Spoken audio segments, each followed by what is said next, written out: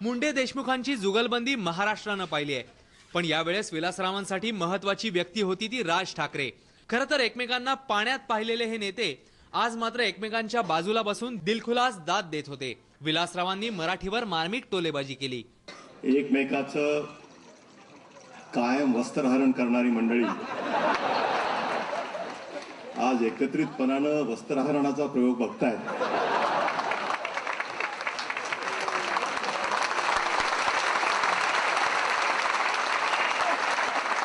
मालवणी भाषेला जागतिक दर्जा मिळवून देण्याचं काम मराठीच्या अगोदर त्यांनी केलं आणि आता उरलेलं काम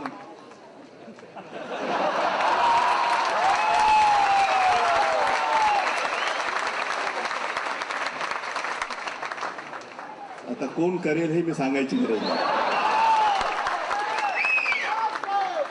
परंतु मला राज ठाकरेंना धन्यवाद एवढ्यासाठी दिले पाहिजेत की त्यांनी पहिल्यांदाच खुलासा केला की या प्रयोगाची तिकीट मी काढलेली नाही,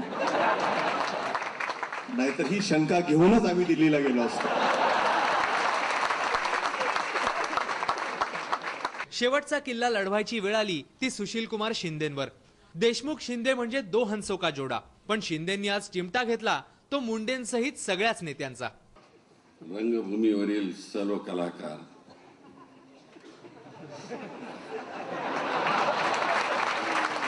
राजकारणातील सर्व कलाकार आणि ही हिम्मत फक्त प्रसादच करू शकला की सगळ्या पार्टीला एकत्रित आणली। सकाळ दुपार संध्याकाळ एकमेकांच्यावर आरोप प्रत्यारोप,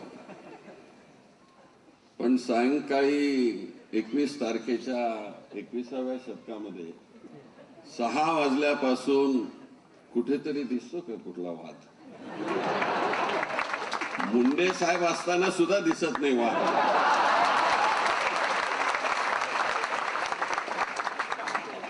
महाभारतातली पात्र म्हणजे वास्तव, कुठल्या पात्राला कुणी पारितोषिक द्यावं त्याचीही धमाल कार्यक्रमात आली।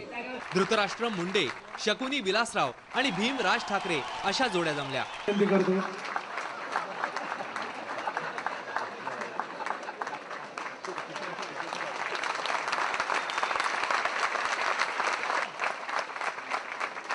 धृतराष्ट्र हे सरांना मी विनंती करतो, भीम भीम